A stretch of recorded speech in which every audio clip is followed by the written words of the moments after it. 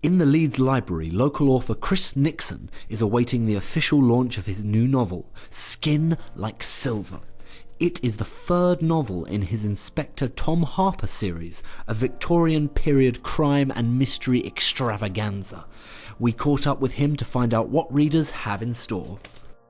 It's the third in a series of Victorian crime novels and features Detective Inspector Tom Harper, who grew up working class and still has strong working class sympathies.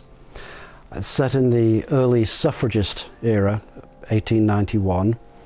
Tom's wife Annabelle has become involved with the suffragists, but it incorporates some real life things as well. Big fire down at, Leeds had two stations at the time, big fire at one of them that basically destroyed the Dark Arches. And they find a woman's body down there, but she hasn't been killed in the fire, she's been murdered. And she's one of the suffragists.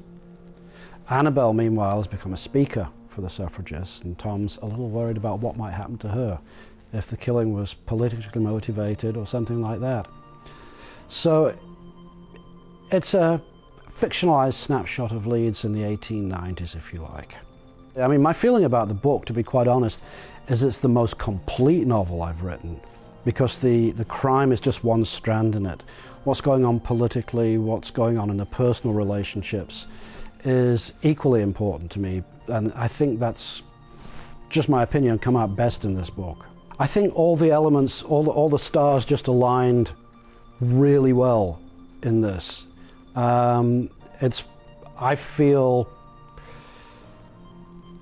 finished it and I just thought, I'm getting close to what I really want to do here.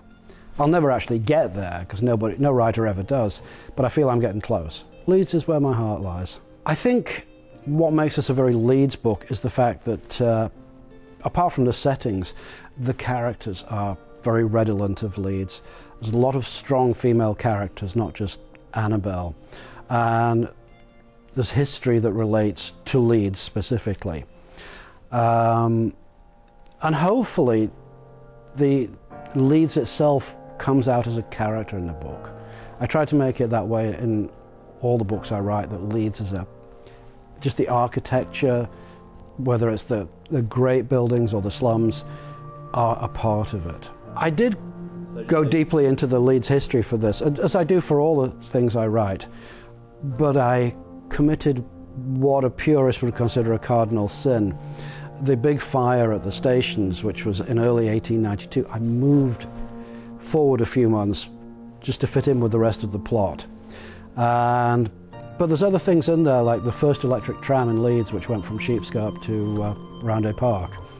And I didn't want to move that, so I moved the fire instead. I think Leeds is perfect for this kind of book because it's the right size. If you set it in somewhere like London, you'd have had to have a part of London.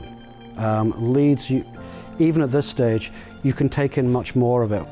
And you have the contrast between areas like the Bank and Sheepscot that were very industrial and very poor, and the suburbs, the Meanwoods and the Roundhays, that are leafy and green and richer.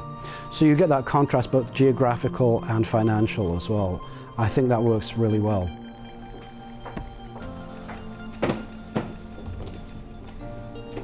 Now I know what it must be like to be on at the music halls. I feel like I should sing a song or something. You don't know me. No reason you should, really. I'm playing Annabelle Harper, and she runs a public house, and she is married to the main policeman of the story. Grew up on the Bank and you never imagined. She's campaigning for women to have the vote before the suffragette movement really took off. But she's made the most of her life. So in the speech you can hear that she says she's not had the best start in life, and she's passionate about people that don't have the opportunities that she's had. So I think that the speech kind of shows people quite a lot about her, even though it's a very small section of the novel. And do you know what they wish for when they're walking through the streets holding everything of value that they own? That their little ones will have something better. But they won't. I think Annabelle probably is a good example of a strong, feisty northern lass. She's set her sights on something and she's not giving up, and it's not easy, and she's obviously talking to people who don't necessarily share her point of view yet. And I think that is that northern grit, that Yorkshire heart, and you know, if something's worth doing, it's worth doing properly. Definitely a good example of that. And we need hope. That's why every woman needs the vote, every man too.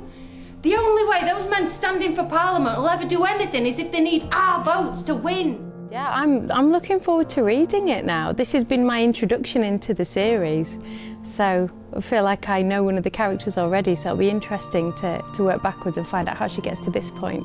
The pages of Chris's novel explode with colourful characters. It came as no surprise to hear what he said when we asked him what he'd tell people who aren't big readers.